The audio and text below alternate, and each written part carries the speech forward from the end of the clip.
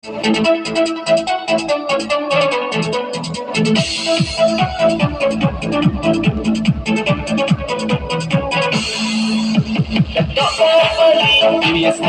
tentu Yogim kadem, yogim kajantu Najan-najan dewan sakilan Untik nasa kerti Yogi iwan tentang Biasanya tentu Yogim kadem, yogim kajantu Najan-najan dewan sakilan Untik nasa kerti Yogi iwan tentang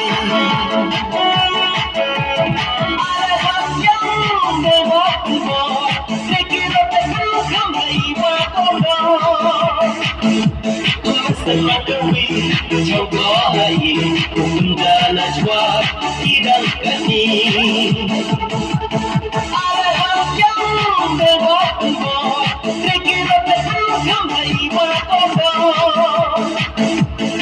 Semadui coba lagi Bunda najwa tidak kani Sejak punya cita-cita buhay uyangnya Kalau punyo kabut-kabutnya Jemut-jemput ya ici-ucinya Akhir sejak punya cita-cita buhay uyangnya Kalau punyo kabut-kabutnya Jemut-jemput ya ici-ucinya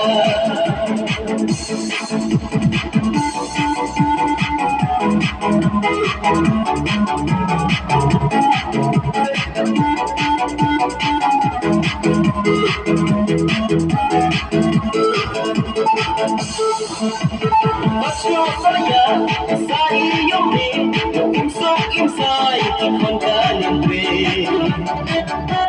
Nang lagi po, nang mikusi Ikon ka sendadabon Wasak wasit kat ni Masuk saya, saya yome Imsok-imsay, ikon kanan pe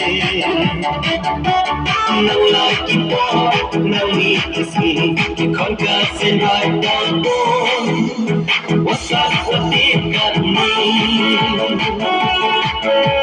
Alam yang berbuat Sekira terbuka iwa kodo Semadui coba hidup Benda najwa tidak kani Alam yang berbuat Sekira terbuka iwa kodo Semadui coba hidup Benda najwa tidak kani Sampai dayo, nesket baru berkuda. Sekarang wayo soayo nendo, isikai kuadim warahoya anu. Wayo luti, sampai dayo, nesket baru berkuda.